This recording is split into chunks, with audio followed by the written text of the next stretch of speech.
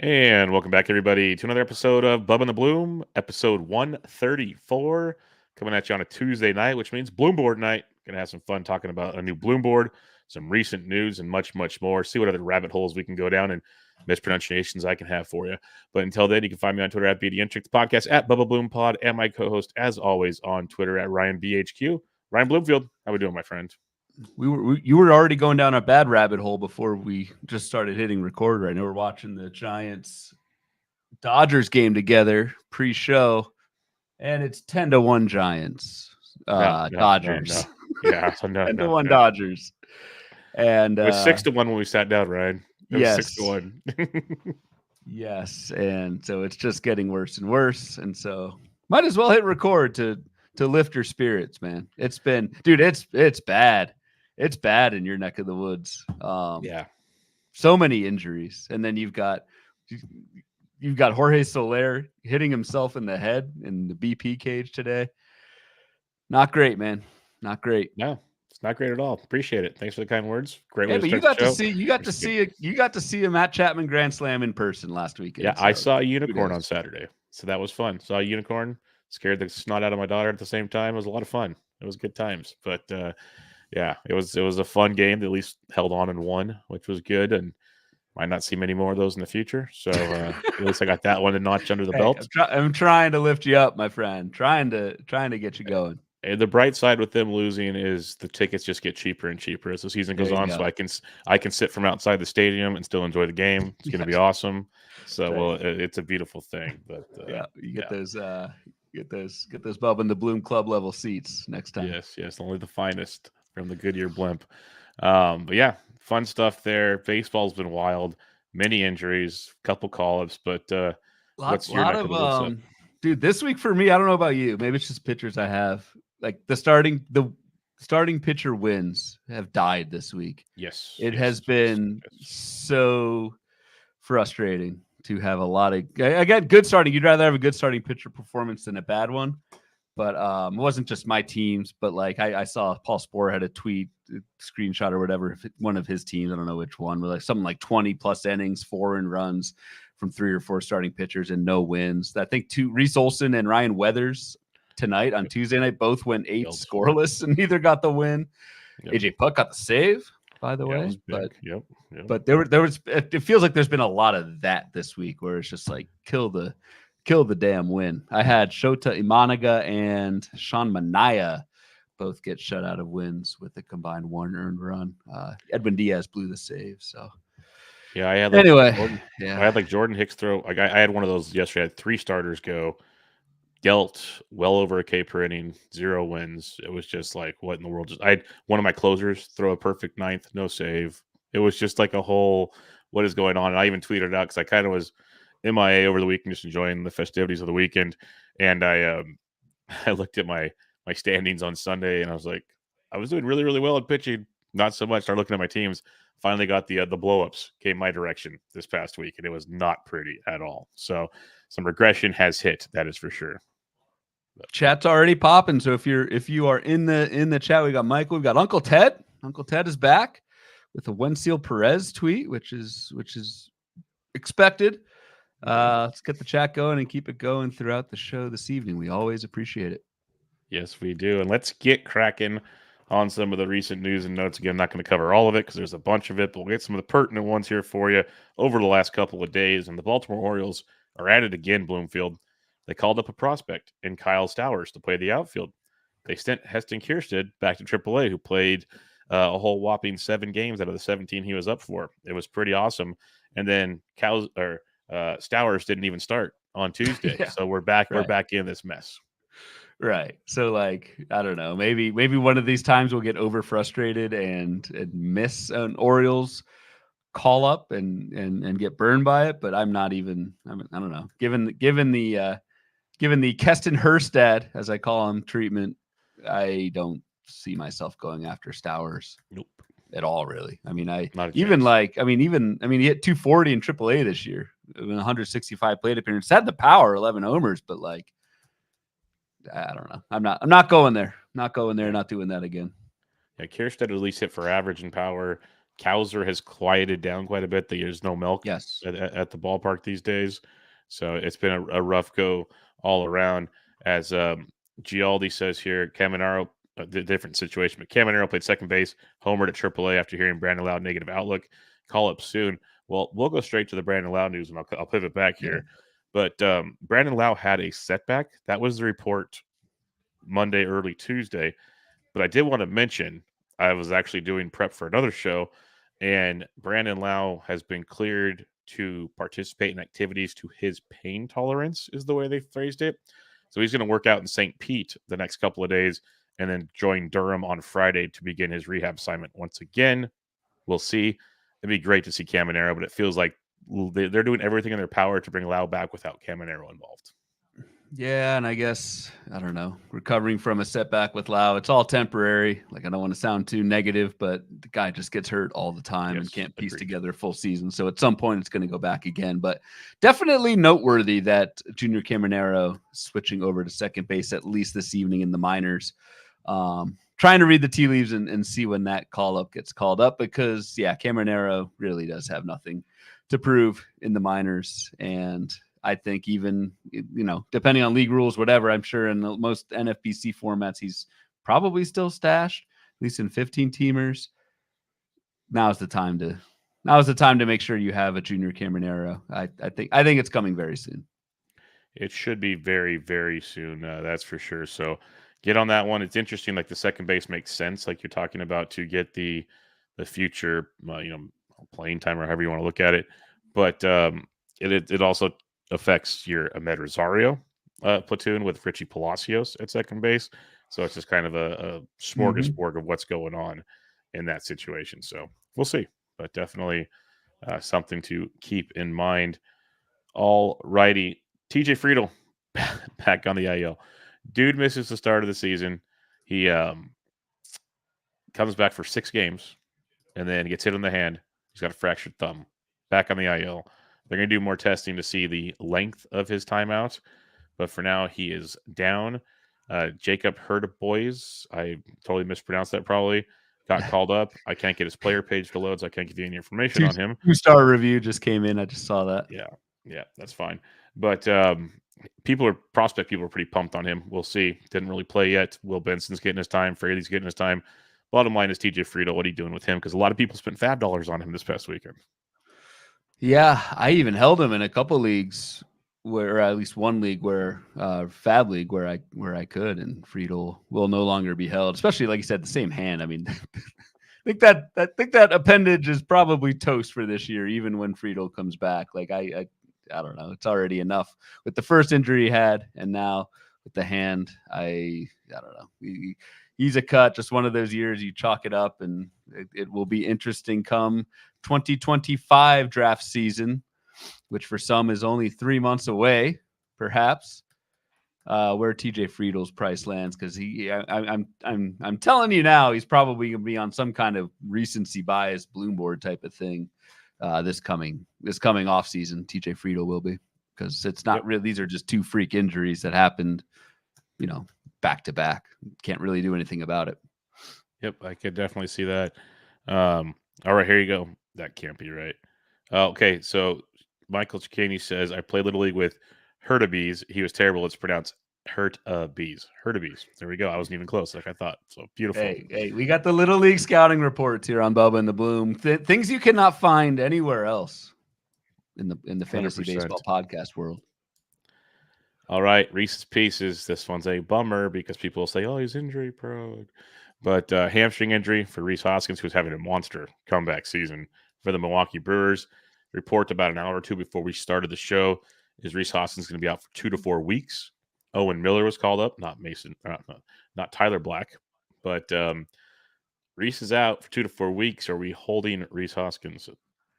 Yes. I think given if it is only 2 to 3 weeks, I think you got to hold if you can, just because the power looked awesome. 16% or 16 barrels, already for Rhys Hoskins with 9 homers. Did not deserve the 233 batting average that Rhys Hoskins had through 156 plate appearances. Strikeouts were down. BABIP was down. So I think with more time, that batting average comes back up for Rhys Hoskins. So I'm in the firm hold camp with Hoskins. I was expecting Tyler Black to come back. I thought it'd be Tyler Black. I don't understand. Maybe they need the flexibility with Owen Miller, but like God, it's Owen Miller. We know what Owen Miller can do and not do. More so the latter. When you have Bowers just crushing balls now, like he's resuming his career. Yeah, maybe. I mean, I joke. I kind of laughed at your Bowers suggestion last show, but like he is hitting, so maybe it is that. Maybe they're just gonna roll there. He is, yeah. Doesn't he have like 3 homers steals? And 3 steals? The dude is balling out right now. It's pretty interesting.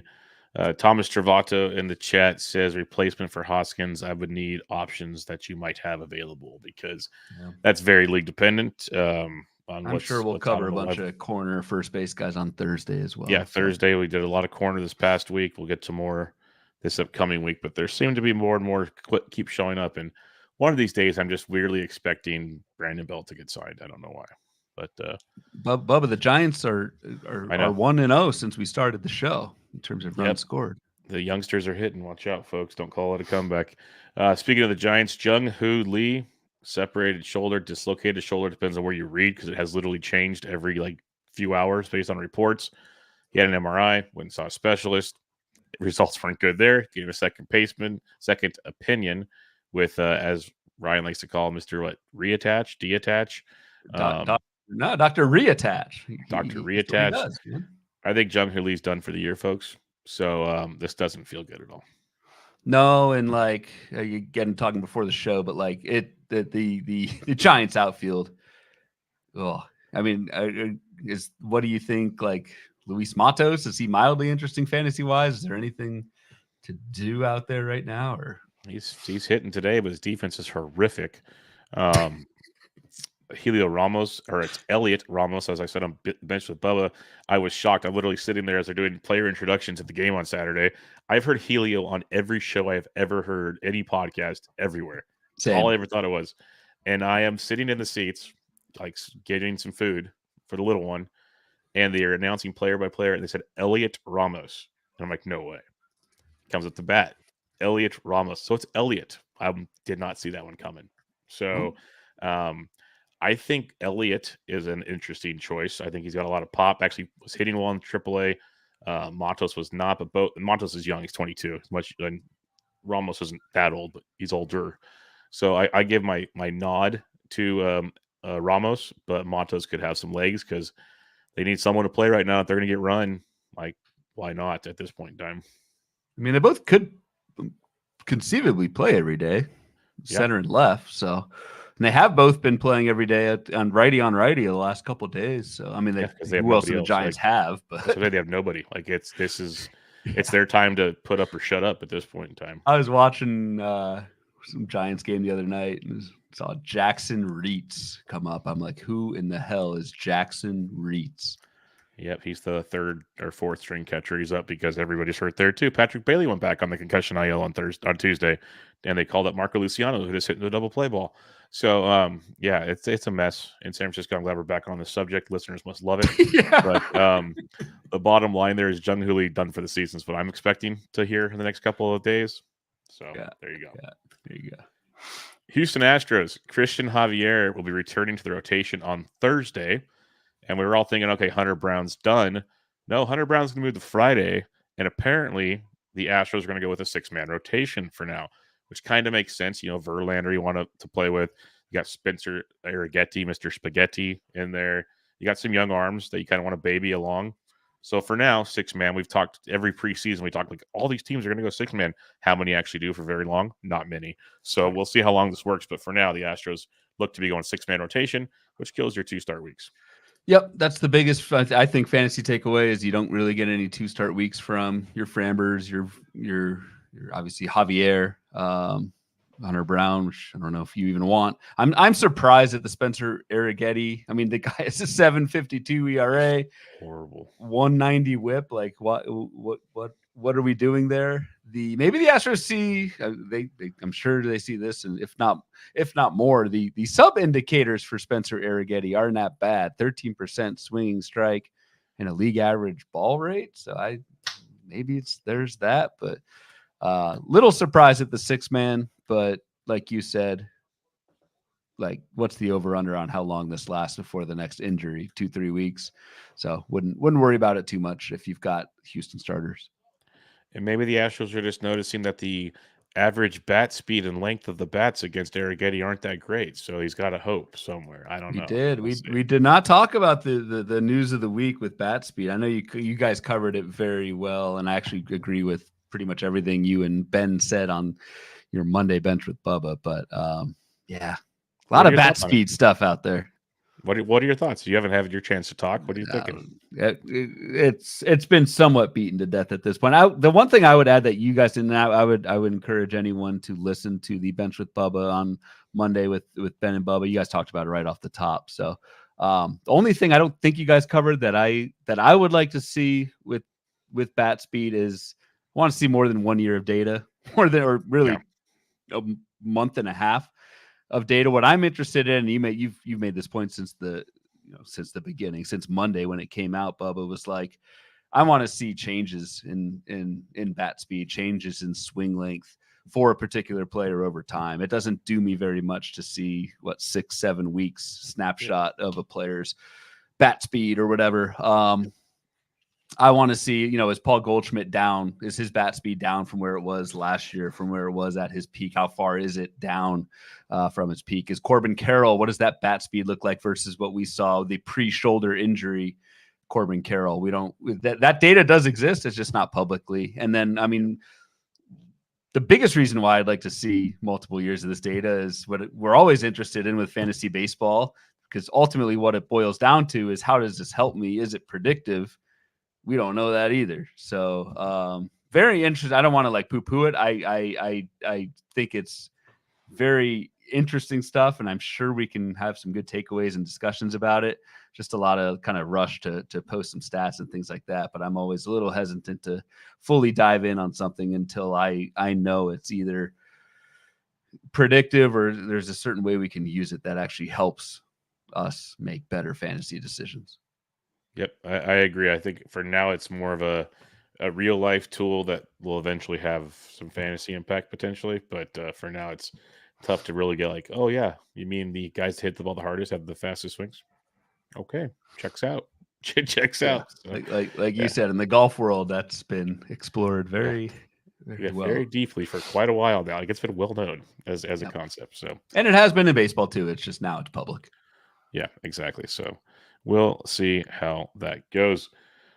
All right, Bloomfield, it's your time to shine. Bloom board season is upon us. So what do you got for us tonight? Oh, man, I took it down. What am I doing? You had it up. You got it all ready to go pre-show. It's a fun one, too. Some very interesting names.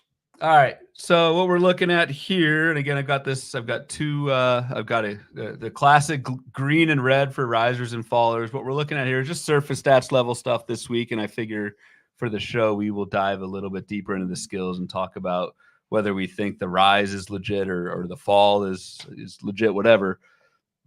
I've got batting average and home run risers versus last season. So very simple stuff this week. I'm for the risers, I've got players with the biggest increases in both batting average and home runs, and on the right side, biggest decreases in batting average and home runs. The only kind of asterisk here is home runs is obviously, since it's a counting stat, I'm going to do it per 600 plate appearances. So no, Nelson Velasquez did not hit 57 home runs in 2023. So you can see on the top right, but he was on a 57 home run pace over a full season, which is roughly 600 plate appearances for a hitter, which is pretty monster. But that's the only kind of disclaimer, I guess, for this board. Otherwise, it's pretty straightforward, man. Yep, and it's got some fun names that are kind of standing out to start the season, which makes a ton of sense. So let's just kick it off here on the gainers side of things here. And we'll start at the top. A very popular name on the Twitter streets, and that is Tyler O'Neill, who has bloomed this season, I would say. He's hitting. He's hitting. I mean, even the execution of that was just a bad idea and bad execution. All right, he's excelling this season, hitting 265 with the Boston Red Sox after 231 last year. in St. Louis. Last year we saw that projected to hit 20 home runs. Right now he's looking to hit 45 over 60 or 600 plate appearances. He's crushing it. He's healthy. That's always been a thing with O'Neill for the most part. The lazy answer is he's healthy. What are you seeing when you look at Tyler O'Neill to this gaining situation? I don't know. So obviously the change of scenery certainly helped Tyler O'Neill. I don't think there's any question. Him getting out of St. Louis and into Boston was not a bad thing. I think most of us kind of saw that this draft season. A couple changes in the swing, like a lot fewer ground balls. The ground ball fly ball for Tyler O'Neill is a lot different, and that's probably why you're seeing this uptick in barrel rate. Tyler O'Neill has hit the ball this hard before, but a lot of times it's been on the ground. In the past, Tyler O'Neill's been like a 42, 43% ground ball guy. Now that's down to like 33% for O'Neill. So that's where the power is coming from. If I had to nitpick, and I'm going to, because I think and really a lot of these risers, I think these guys are kind of sell highs or like won't keep this pace. I don't see a 30% K rate jiving with a 265 batting average over a full season. And Tyler O'Neill has only stolen one base. So I wonder, really only attempted one steal. I know that's not on our board, but if we're talking general fantasy value, I think that's going to come back to hurt Tyler O'Neill's overall value. If he could get 10 to 15 like he did in 21 and 22, with these new rules, I think that would go a long way. But Tyler O'Neill, maybe it's a self-preservation thing, just is not running in Boston. Yeah, not running is quite interesting. We're watching the plate discipline changes, the results, the ground ball, fly ball changes. There's a lot there, but his barrel rate's also through the roof compared to years past. So when he is taking care of business, it's been quite effective. Definitely an interesting profile. The BATB's only 317, but that's actually high for Tyler O'Neill, which is a bit surprising as well. So, and it's weird to see, not to cut you off there, but like it's weird to going back to the ground ball fly ball. Usually see the BABIP go up with like more ground balls and fewer fly balls because that's BABIP. But that makes me even more skeptical. That's a good point. Is the BABIP's higher like that with fewer ground balls? Yeah. So there's a lot of reasons to expect maybe if you're in a trading league, trade Tyler O'Neill would be something to potentially think about there, because there might be a stretch coming up here that does not bode well for anybody that rosters Tyler O'Neill. Jurickson Profar, at one point this year, he said, yeah, stream him. He's playing every day. He's leading off. He's driving in runs. This is fun. And then he has kept doing it. And it's been pretty wild here. Hit 242 last year, hitting 320 this year. 10 homers expected last year, 25 expected this year for Profar. He's already got 7 this season, which is just insane to think about with Jurickson Profar. And the skills, I don't know. It's like he's hitting the ball harder, barrels up a bit, but everything else, there's a lot of similarities, but maybe I'm missing something. So what do you see with Jurickson Profar? No, I see. The homer to fly ball luck too. Yes, just everything here. So the 7 home runs, but only on 7 barrels. And we will probably do a homer to barrel episode at some point. But rough rule of thumb is about half the home runs, a little more than half the home runs as you have barrels. So from that aspect, Jurickson Profar has been pretty fortunate on the home run front. Yes, hitting 320, but this is a guy, we only have, again, 169 at-bats, or plate appearances, I should say, so far this season of a 320 batting average. Profar hit 243 and 242 each of the last 2 seasons, and that's a sample of 1,150 plate appearances. I will trust that all day over the 320. I don't think anyone expects Profar to hit 320, but I don't. I mean, yes, the strikeouts are down a little bit, but like this just screams from the homer to barrel rate, the insanely high BABIP with like the hard contact is not any harder than it used to be. I just nothing really like. Congrats if you have Jurickson Profar and you've rode this wave, and maybe it continues a little longer. But I don't. This is not any kind of transformation that I'm seeing. Yeah, no, that's fair. Like I've been waiting for the other shoe to drop, but it just hasn't yet, which is pretty crazy with Profar. It just feels like it's a little late in the career to figure it out all of a sudden. So time will tell on that one.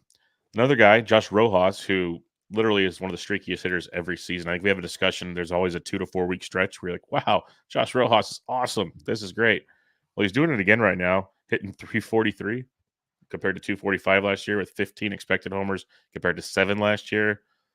Yeah, I don't see this lasting, but maybe I'm wrong. So what's your thoughts on Rojas? I mean, Rojas did hit 264 and 269 back in 21 and 22 and over 1,000 plate appearances of that. So yes, like, yeah, he's not going to hit 340 or whatever again or going forward, but like this is a guy who at least has a decent track record. And the biggest thing, we've talked about this on our Fab shows, is he's still leading off for Seattle. Yep. And that's an offense that needs a spark, and Rojas has provided. As long as that keeps somewhat going. I don't think that changes with JP Crawford coming back soon. I like Josh Rojas still. I mean, he's still under 30, has a track record of decent 5 category production, never been a huge power bat, and he's not this year. A little bit more. I mean, 5 barrels already in 118 plate appearances. That's not nothing, but he runs, he's effective on the base pass, and he doesn't strike out that often. So like, I think even rest of season, I'd probably take Rojas over Profar straight up. I think that's fair. I think he still loses this leadoff spot to Crawford, but I could be wrong. They just love Crawford in the leadoff spot. They do. But the OBP skills that Crawford brings to the table. But we'll see. We'll see how that one plays out, as Crawford is started his rehab assignment on Tuesday night. So we'll see how that one plays out. And the Profar San Diego lineup is infinitely better right now than Seattle's. Yes. It's weird too. Like Padres, it feels like they're doing it so quietly, just in the Southwest over there, just doing its thing. But every time I look at like the recent team stats for hitting versus righties and lefties, they keep getting better and better each week. It's like scary. They don't strike out, and they just get the job done. They're pesky teams. Not tonight versus the Rockies, but they're a pesky team. So keep that in mind. We're going to skip Stephen Guan because he's out right now, if that's okay. Let's go to Brent Rooker, who we're going to talk streaks. This is a streak, folks. Dude's hitting 303 right now. 246 last year, and he's just crushing baseballs is the nicest way I can say this. He's projected to hit 48 home runs and 600 plate appearances compared to 34 last year. He's already got 10 home runs this year. He's beasting out in a monster way once again. But there are some indicators, Ryan, that might say all good things will slowly come to an end. But we'll see. I think he's going to have I think the way I talked about it before is he'll have some cold spells, more hot spells. Like he's going to do this throughout the season. This is who Brent Rooker is. So just ride the wave, essentially, is how this one feels. But what are your thoughts on Brent Rooker? Did you see, first off, you remember when the A's, they unveiled the Vegas stadium or whatever, and like the mock-ups of it? And it looks like this like spaceship in Vegas, and everyone just kind of crapped on it. Like there were no bullpens in the picture. One of the other things, like people like wrote whole articles about all the things that were wrong with this rendering, I guess I should call it. And one of the things that they said was wrong with it was look at the players listed on the lineup card on the scoreboard. They've got Brent Rooker hitting 303. Yeah. And he's funny. Exactly hitting 303 right now, which is just kind of funny. I saw that come across today. So like 303, no, Brent Rooker's not going to hit 303. The K rate is exactly where it's been. The guy strikes out all the time. Power looks great. Like, again, on a pace of, like you said, 48 home runs over a full season. And Brent Rooker will get to play a full season because, again, who else is Oakland going to throw out there? I think the power can stick and go 40 home runs. He's already got 11 barrels, even a couple bags. But 303, no, I think this is coming back down to like 230, 240. I wonder I don't have the projections up for Rooker at the moment, but I wouldn't be surprised at all if the projections are still like 230, 240 for Brent Rooker, which is what I would expect batting average wise the rest of the way. Yeah, rest of the season for Brent Rooker on the BAT-X, 230 average, 14 more homers, 2 more steals. So they're pretty low on him. Yeah. And they do, and BAT-X I know does incorporate current season performance, and they adjust their rest. It's not just a playing time adjustment down every day. So they do adjust the skills based on what these players are showing this year. So BAT-X is really, and maybe other projection systems do there as well, but BAT-X, if you're looking at a Fangraphs in-season projection, it's the one I've gone to the most. Yep, most definitely. Jordan Westburg's a fun one. He was like a bat out of hell early in the season, just crushing everything. Things quieted down a bit. He's still hitting for like average right now, but the power's kind of disappeared from what we saw for a couple weeks there on the season. He's hitting 298 with last year 260. He's still projected for 23 home runs over 600 plate appearances compared to 8 last season. I don't know. Like I'm looking at his profile, and I think 23 is going to be tricky, but I could be totally wrong. When you look at Jordan Westburg, does anything stand out to you with him? It looks impressive to me. Anytime you can cut down on your Ks from year 1 to year 2, you can hit more barrels from he already has as many barrels in 154 plate appearances as he did in 228 plate appearances last year with Baltimore. I like that year 2 improvement. That's been a big thing, a big takeaway. I think I mentioned on the last show, maybe a couple shows ago, like all these kind of sophomores that have really kind of thrived in year 2 so far this season. It's kind of an underrated story of 2024. I think the biggest thing is Jordan Westburg is in the Orioles circle of trust, as we might call it, because we were just talking about Eston Kjerstad not getting playing time. It's like you're either in or you're out in Baltimore, and Jordan Westburg is absolutely in, playing every single day at third base. I think that's huge given how good that lineup is. So I think Jordan Westburg can keep this going like this exact pace. Honestly, he could approach 300 with 25 home runs. That's his current pace. I don't see why not. He's just a gainer because like last year was his rookie year, and shocker, he struggles in his rookie year. Yes, shocker. Like I believe in the batting average. I'm 100% there. I guess I'm still skeptical on the power, but I'd like to be proven wrong because I have a few shares of Jordan Westburg, so that would be quite promising. Rake Cronenworth, it's appropriate to call him Rake again because he's back. Like this is fun. Last year sucked. The year before was the year of the Rake. Rake is back right now, hitting 279 this year, 229 last year. Projected for 24 home runs this year compared to 11. He's already got 7 home runs this season.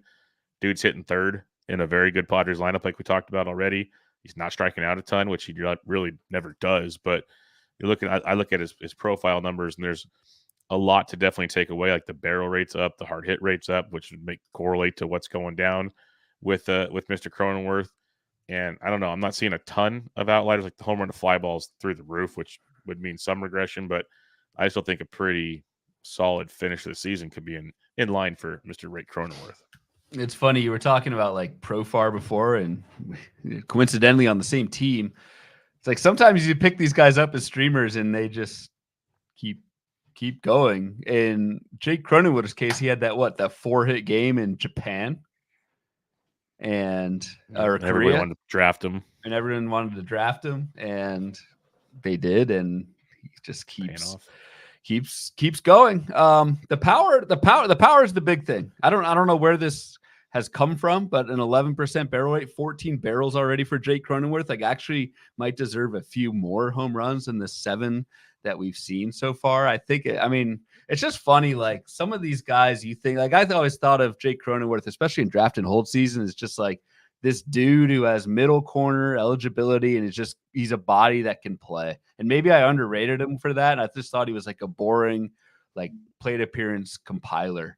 And it's just funny how sometimes these guys, you don't think of them as having a high ceiling, but like sometimes these guys, these older, boring, quote unquote guys, do have a ceiling that we don't give them credit for. And maybe that changes with Cronenworth, but just felt like he was the ultimate kind of boring, high floor, play every day, low ceiling guy, and that has not been the case. The power uptick for me is the biggest thing. That looks pretty legit so far. Yeah, the Rake one, I'll still never forget when I tweeted out, like, are we back in on Rake as he's projected to hit third for the Padres? And I got so many people like, no. I remember that. No. Yep. I'm like, okay, this is why I tweet these things. It's entertaining to watch. But like but were you only on it? But you were only on him because of that, right? I mean, because he's hitting third every day and first and second. Like, I don't want to speak for you, but like, I don't think we saw anything of the skills that were. No, but the batting average, because he's free in drafts, like when it's flexibility, it's like the same reason I told you I took Jordan Westburg with one of my last picks. Like he was a corner infield, or if I waited on third base, he filled the mold. I was tweeting that out saying like, okay, why are we ignoring Jake Cronenworth if he's going to be in a really good lineup hitting third? Like the power might not be there, but even when he's down, he has for an okay average. If he returns the average, he's going to score runs. Like there was stuff lining up for a possibility. Did I think it'd be this good? Not a chance. But it's like I think sometimes just even opportunity is something to, especially later in drafts for me, is something I like to look at. So something on the mind there. Interesting one here. Jeremy Pena.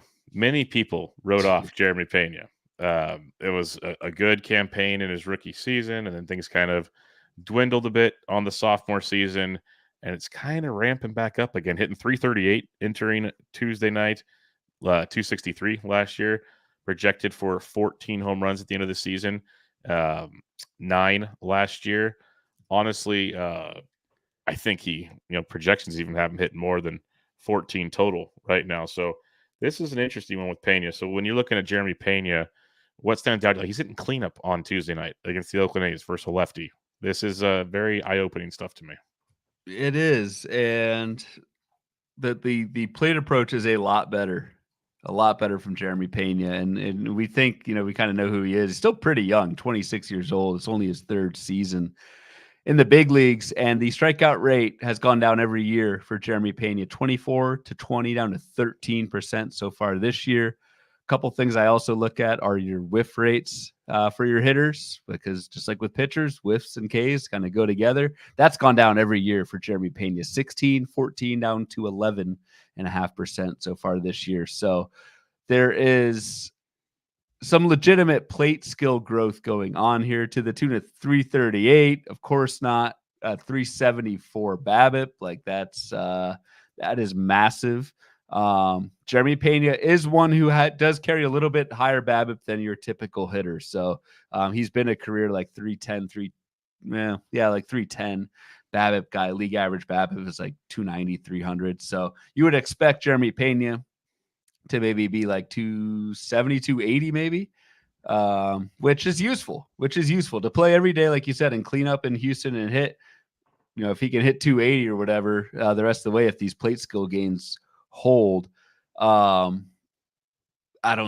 not like a huge power bat. I don't really believe the power. And like you said, a lot of the projections are like 12 more home runs the rest of the way for Jeremy Pena, which would put him at like 16, and then maybe like 16 and 16 more bags. So you get a good batting average. You get a 15-15 guy with counting stats in Houston's lineup. We talk about the Alex Bregman effect, those hidden runs in RBI we talked about all draft season. That helps Jeremy Pena's value even more. So yes, some pullback for sure coming in the batting average department, but given the improvements with the plate approach for Pena, all those hits in that Houston lineup, and you got to think at some point these Houston bats are going to start to explode. I like Pena this year. I will fully admit I was not in on Pena at all entering the season. Yeah, they're going to get going. It can't just be Kyle Tucker every day. So it's pretty impressive. I think Kyle Tucker leads the majors in homers.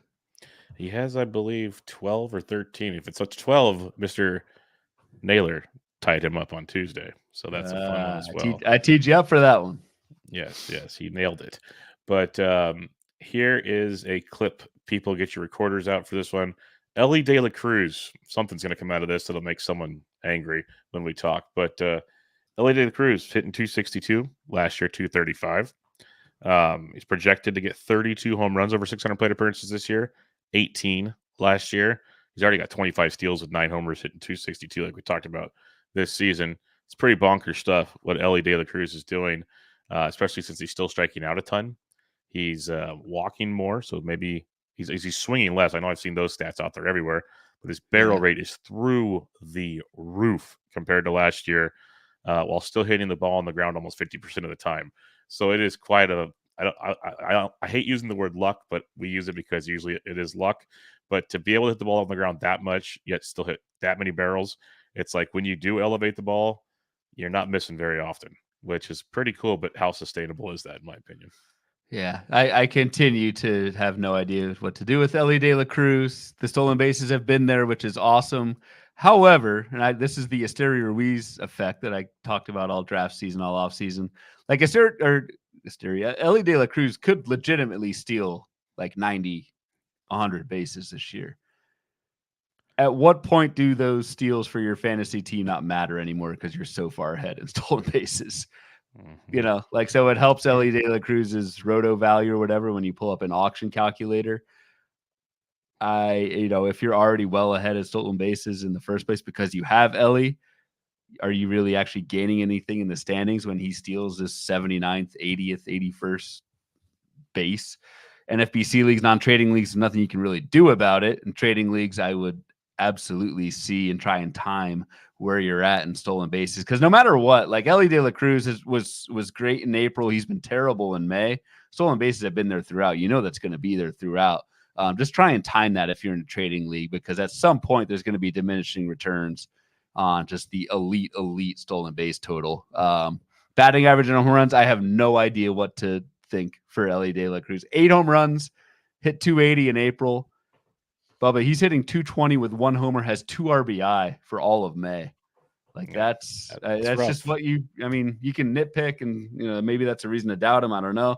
I'm sure there'll be another heater, maybe 2 more heaters coming up for Ellie. Just so hard to predict. But that's the only thing I wanted to add is the stolen bases. At some point, though, that's not going to matter in your standings because there's so many of them.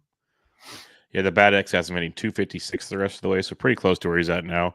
16 more home runs, 36 more stolen bases. So that's a 27-61 situation there with 255 average.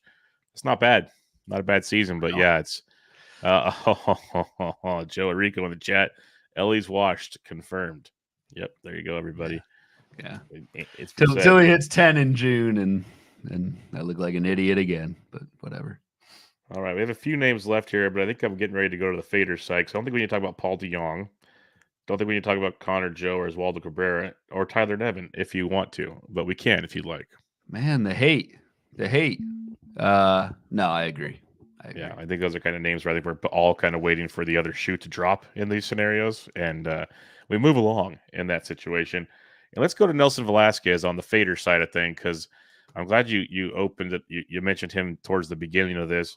It's a guy I know I liked if you needed power late in drafts. I didn't have as much as I thought I would have, but it's been a weird go here. 226 average entering Tuesday, 235 last year. He was projected to hit 57 home runs last year because let's not forget, that's Vince Velasquez's page I'm on. That's not going to cut it. He was on pace to hit 57, not projected. Yeah, on pace to hit 57 home runs last year. Right now, he's on pace to hit 10. Nelson did go deep on Tuesday night, which is a plus. I'll say that much. But he entered Tuesday with 2 home runs, hitting 226, which was not great. Bob is the best way to put it. And if you look at his overall numbers, like last year's barrel rate, 21% down to 5.3, 36% hard hit rate. That's not going to do it. But what I was going to say earlier, 17 home runs last year in 53 games. So he was on some crazy paces. How do you look at this season and assess Nelson Velasquez?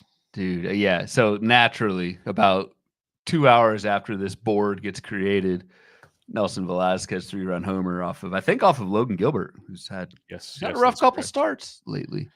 That is correct. Very concerning stuff for Nelson Velasquez. We thought we'd get the power. We knew we'd get a bad batting average. That hasn't changed because the K rate's so high and he swings so much and misses. Dude, he had 4 barrels all season entering play today on Tuesday. And so, that's just a complete power outage. And at some point you have to wonder, does he keep DHing every day for the Royals? Because the Royals are actually good. They have a good lineup. What's his OBP can't be 294 OBP with 2 home runs, and it's mid-May. I guess 3 home runs now. You really have to wonder about playing time, and then I also am very concerned about the lack of really any hard contact for Nelson Velasquez. So, it's that hard contact that I kind of rely on. He would be an amazing one to see maybe the bat speed changes from year to year. Exactly. Yes. That is what I want to see right there. And bat speed and swing length. Is the swing longer? Is he slowing down? There's something going on to drive that because there is just, I can't think of any outside of injury. It's very weird to see just a complete collapse in power like that. Yep. Very, very odd. Matt Olson. I don't think we're worried about Matt Olson, but let's talk about Matt Olson. 283 average last year, 209 entering Tuesday. He was on pace for 45 home runs last year, on pace for 15 this year. He hit 54 last year, so he overachieved last year. So that's a plus. But when you're looking at Matt Olson, he also had 720 plate appearances compared to 600. Let me clarify that real quick before someone says anything. But when you're looking at Matt Olson, what are we thinking here? Because he still hits the ball very hard, still barrels it up a ton, fewer ground balls, which is interesting. So what are our thoughts? And Matt Olson went deep on Tuesday. Yeah, I was gonna say. So also hit a 3-run home run mere hours after this board was created. So just trying to lift, Bubba, just trying to do my part and lift the spirits of people. Of appreciate any early. I couldn't do it for Nolan Jones, of course, since he's on the IL. Number 2, we skipped over, but no, not worried at all about Matt Olson. Like you said, I mean, the barrel rate's almost the same as it was last year. A little bit down, 16 to 13%, but I mean that's a couple barrels and he's right back to where he was. And I'm sure tonight's dong was a barrel that would give him 14 barrels on the season to 5 home runs for Matt Olson. So like I'm not worried one bit about the power. Ks are up a little bit. We know Matt Olson. I don't think anyone was expecting another 283 batting average for Matt Olson, but I'm not too concerned given how hard he hits the ball. A 26% strikeout rate is certainly doable for like a 260-ish batting average. I'm not worried at all. We've been talking for a while about how Atlanta's, I think, a budding explosion this summer. I think they're going to be fine. Good choice of words there, my friend. Corey Seager, he went deep as well on Tuesday night. He did? Good God, dude. Well. Yeah. This is crazy. He hit 327 last year, 235 this year. Over 600 plate appearances last year, 33 home runs. Over 600 projected this year. We're looking at 14 home runs because he has 4 so far. Well, now 5 this season. But he's been banged up a ton. So that's one thing for me. The hard hit rate is plummeted this year compared to last year, which is a bit concerning.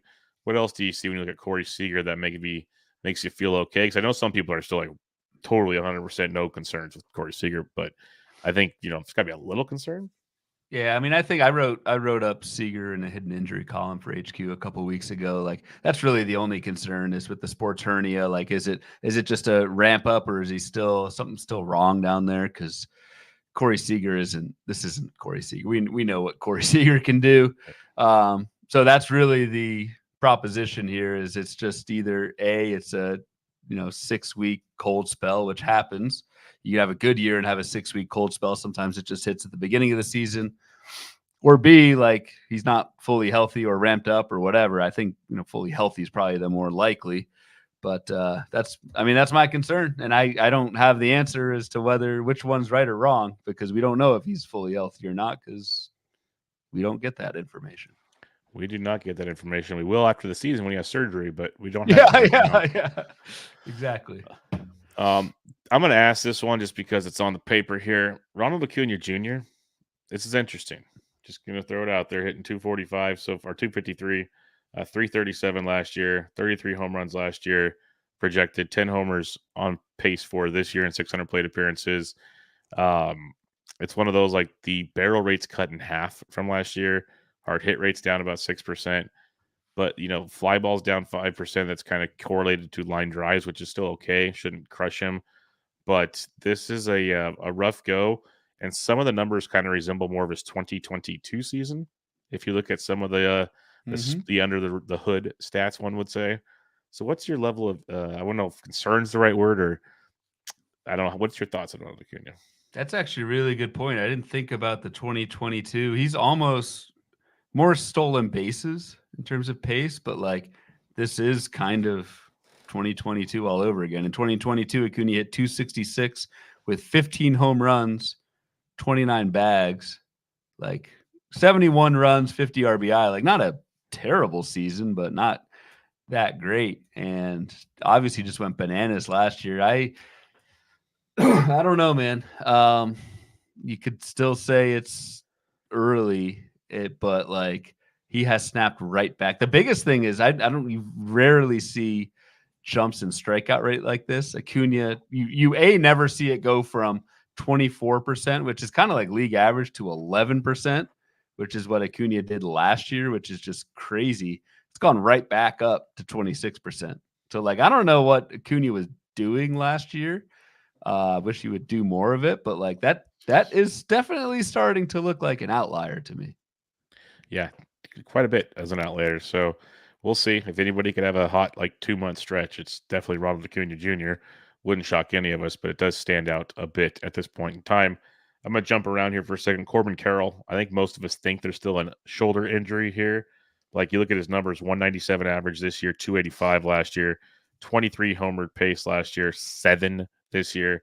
He only has 2 home runs so far this year, only 8 stolen bases. He had 54 steals last year to top things off. Like the strikeouts are actually down, which is interesting.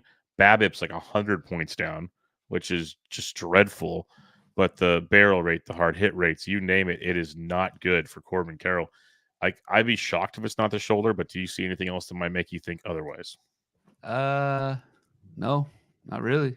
Corbin Carroll was the headliner in that same column with Corey Seager and the hernia playing hurt. So, and the same could be said for Acuna with the knee. I think we forget he had that meniscus scare like right before the season started, right before our Tout Wars draft. I remember that. So, another one where I'd mentioned this before, but I'd love to see the swing speed, whatever it's called, average bat speed for Carroll compared to last year, because would like to see if that shoulder is right or wrong. But wanted to see if has he been any better in May. I know he's had a couple games with some hard contact, but let's see.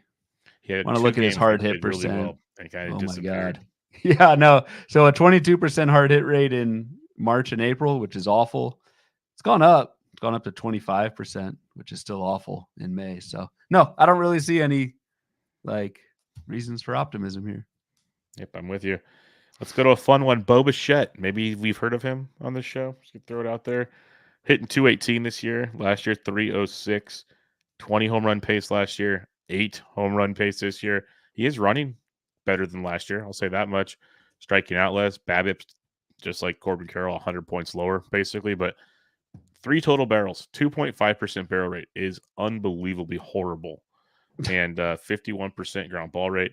It's bad for Mr. Bichette. Is there any optimism here? Well, there's some, but not as much as O'Neal Cruz, which was our beer bet either last episode or 2 episodes ago. So O'Neal's looking pretty good, by the way. Yes, he is. So I like that.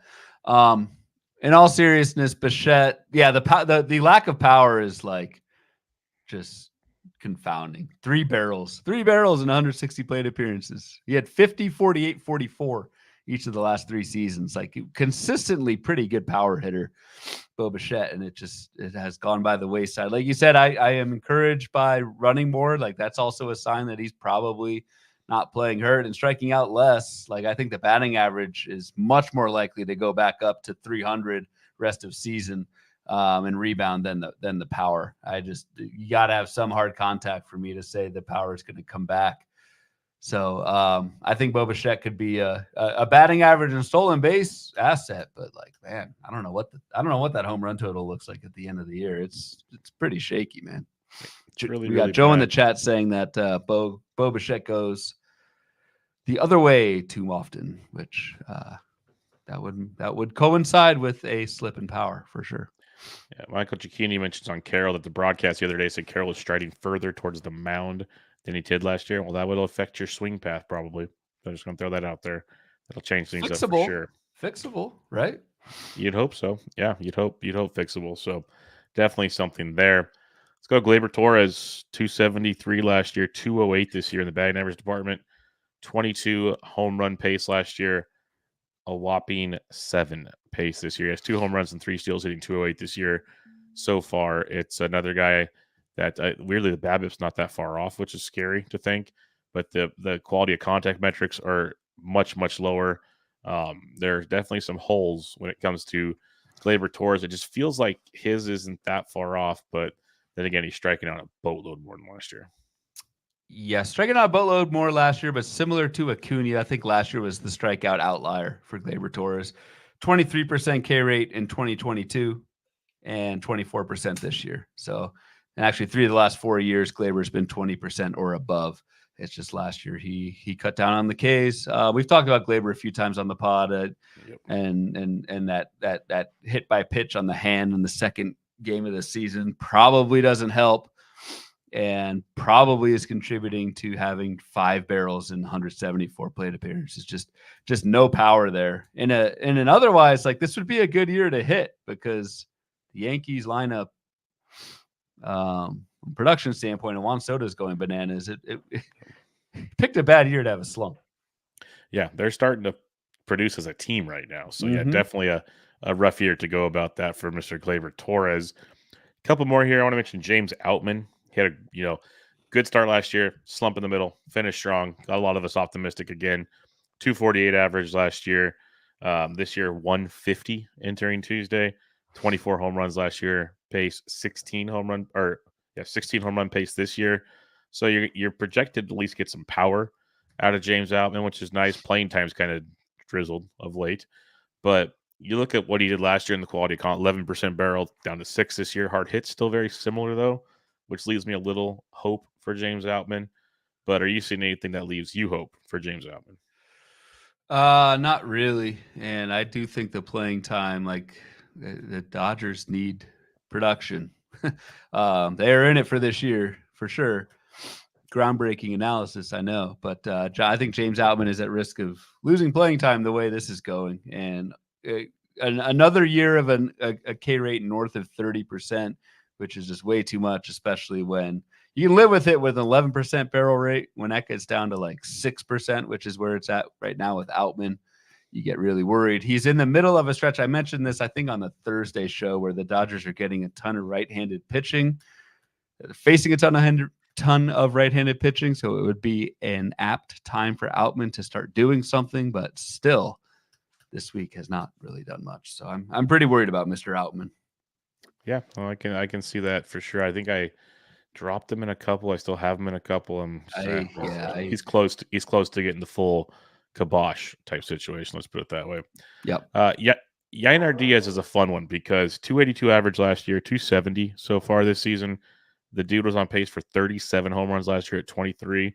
He's only on pace for 11 this year. He's hit 3 so far this season. So the average is still very good, but the power has dwindled, which, it's odd because the 5.4% barrel compared to 12% last year is a big difference, but his hard hit rate 6% higher this year. So that just points to one thing for me. And yep, there it is. Almost 14% ground ball rate increase. So that seems fixable, honestly. That's a massive increase too. To go from 43%, which is like league average, to whatever it is now, 57%. Like, that's tough, and that's why the power is not there. But I agree.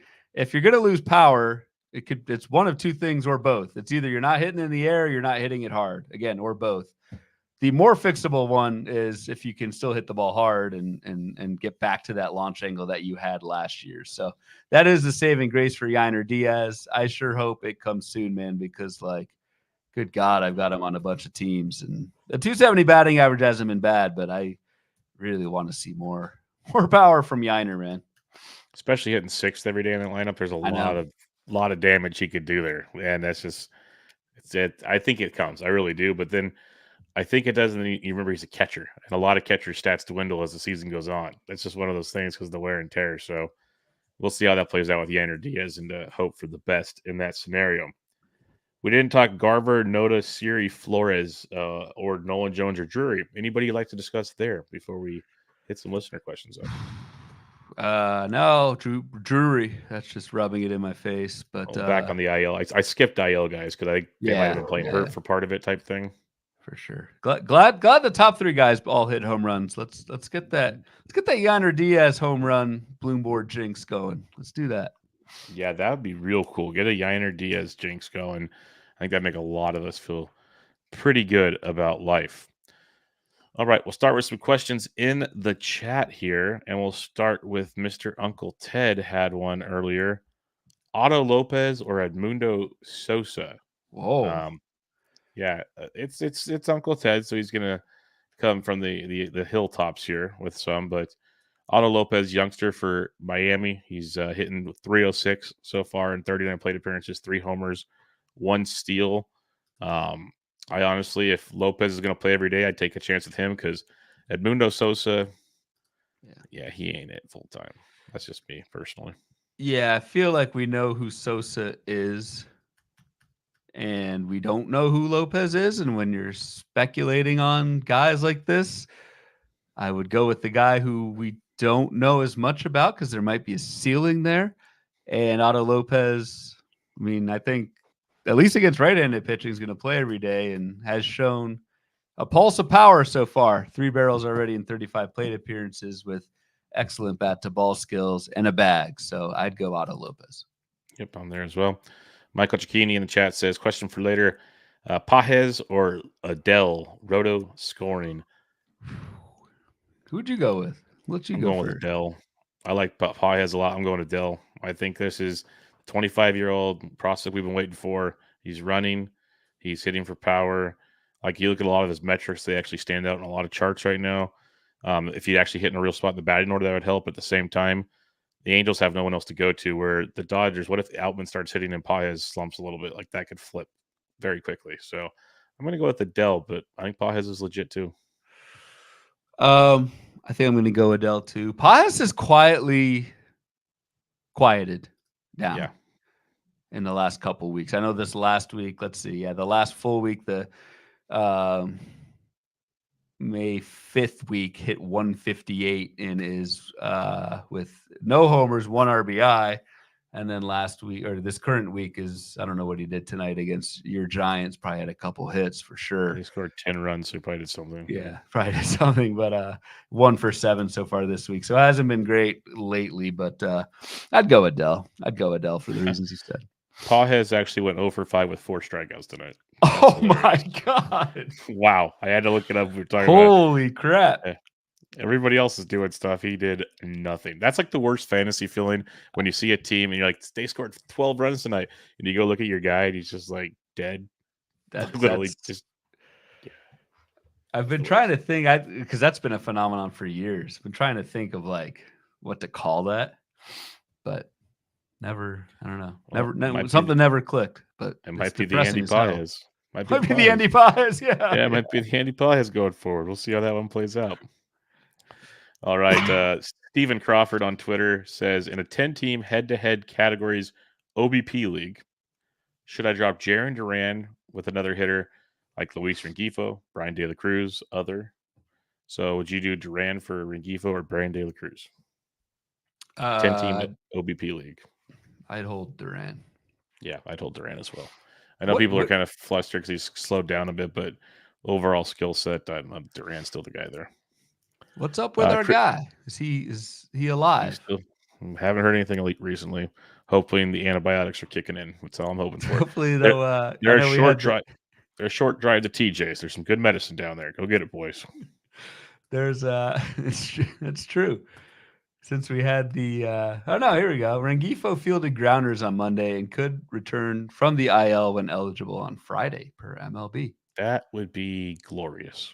So. Hopefully he didn't get the no, he did get the blisters on. Yeah, that's right. He got the blisters on his feet. So that must be, that's what I was worried about last show because I was all sick. And I was like, what if I get that next? But I never did. Yeah, you survived. You're good to go in that regard. Chris Wilson says, I think I'll take the side on the right rest of season. That's probably the safer bet, the positive regression side. But I don't know. The more we looked at it, I think I still like a lot more the left side than the right side on this one. Yeah, and at a certain point of the season, I still lean the right side. I still, and basically what that means, again, for those not looking at the screen or whatever, we're looking at the screen, leaning more towards positive regression at this point in the season. But there is a point in the season where it's like, all right, I believe in what I'm seeing this year from these guys. Yep, no, I'm 100% with you on that one. Corbin Young has a tongue-in-cheek one here. Profar, Josh Rojas, and Connor Joe are studs with a goofy emoji. So, yeah. kind of what you're saying. You expect some regression both directions. That would be what Corbin's kind of saying there. Old School has Mickey Moniak ? That's his question. Was Moniak on one of the boards? I don't think Did he not was. see him on the boards. Just a thought. He's a live question about Moniak. I think he's platooning still, isn't he? Yeah, that's what it feels like. Another reason why Adele's not a bad pick these days. But Moniak we thought would play every day when Trout went down, and that has not been the case for Mr. Mickey Moniak. He didn't even play against a righty on Tuesday. 5 barrels, hitting 190 or hitting 183. 5 barrels, 98 plate appearances. No, it was a good run last year for Mickey Moniak in partial action, as you would know, Bubba. Yes. Some of your draft and hold teams there, pretty good for you, but no, you can move on. I think in a fab league for Mickey Moniak. Let's just put it that way. That's not gonna, unless you're in about a 24 team NL only or AL only league. You probably don't need to worry about Mickey Moniak at this point in time. Sadly, he's relevant in like 12 team ALers, but that's that's more damning on that 12-team AL format than Mickey Moniak. Here we go. David Green says, what about Max Kepler still not playing against lefties? Is it just a crazy hot streak? It's just the way the Twins operate. And he'll be one of the random lefties that will play occasionally versus lefties compared to others. It's a hot streak, but he's still very good. Like Kepler's very good versus right-handed pitching. Agreed that, like, yes, if there's a lefty more than, like, I guess Wallner's not, but like more than Larnack, Kepler, if they need somebody, Kepler would play against a lefty. But the Twins have, like, oddly, a lot of their righties have stayed healthy this year. Yes, and now they're getting 2 more back pretty soon. And they're getting them back. Yeah, exactly. So I would not expect Kepler to. He's tricky in a weekly league because I would not expect him to play much at all against lefties with a full or even semi-healthy roster in Minnesota. The funny thing is, though, is even with Kepler, like the second the lefty comes out, he's in the game. Like you'll see. You'll notice he's not starting, and then you'll go look at game logs at the end of the night, and Kepler went like 1 for 2. Yeah, because he comes in right away. So it's annoying. I get where David is coming from there because I have a lot of Kepler and Larnack shares because they faced, I think, 5 or 6 righties this week, and they both sat on Tuesday when they faced a lefty. That was just the breaks, but that's just kind of what you have to go with, and that's kind of a lot of baseball these days in reality. There's not a whole lot of teams like it's the Dodgers, the Braves. Padres kind of actually. Basically the really good teams don't platoon much. Everybody else is platooning like crazy. I forget who, because I've got a lot of Kepler too. I forget. But on Friday when I was doing lineups for NFBC, he was out because they were and like Edward Julian too, because Minnesota's playing lefty. But I looked and righties on Saturday, Sunday. It's like I'm rolling with it. Yep, you roll them for sure. Yep. So you just roll like it's like Wilyer Abreu. It was 3-3 last week, so you sat him, but it's 5 or 6 righties this week. You play him. Like that's just there's certain guys you're gonna have to take the bumps with these days. It's not as easy as it once was to just lock in guys playing every day. It's not a thing anymore. And in a weekly format, usually my cutoff's like 4 or 5. If it's 4, it's like they have to be really good. If it's 4 righties, they have to be really good for me to play them. If it's 5, I'll usually roll with it. Yep, 100% with you on that one, Mr. Bloomfield. Great questions in the chat as always. Great interaction as always. Final thoughts, Bloomfield, before we come back on Thursday talking Week 9 Fab. Already, damn. Yes. No, just hope for some pitcher wins, man. Jesus, Let's do this. It's tough in these streets, Bloomfield. It's tough in these streets, and I saw a report while we were recording. Keaton Wynn strained forearm, getting an MRI tomorrow. Jorge Soler starting a rehab assignment this week. He's fine, so he might be back this weekend actually. So keep an eye on Soler in your biweekly lineups. Keaton Wynn. If you still roster him, you can cut him now. Just go for it. Call it a day. Might get some Mason Black back in your life, Ben Tidd. It's okay. You might get him back here sooner than later. Yeah. Don't give up yet. It's got to be Mason Black, right? If it isn't, I already want to riot half the time I watch these games, but I keep my cool because it's just baseball, and what's the point? But there's really no reason not to have. You put him on the 40-man roster for 2 starts. Like you need to use him now. That's about it. And this is the full circle moment of the episode. We started with Bubba just starting to go south quickly, talking about the Giants, and look where we're at again. Yep. Welcome. I hope you guys enjoyed it. If you ever want a full tilt podcast, just let me know. I can live stream a game with you. We can really have some fun with it and give you the whole experience. But until then, we'll talk fab on Thursday. Hope you guys enjoyed tonight's show. Make sure you check out Ryan on Twitter at RyanBHQ, the podcast at Bubba Bloom Pod. I'm on Twitter at BDN Chicker. This was Bubba and the Bloom, episode 134. Catch you all next time.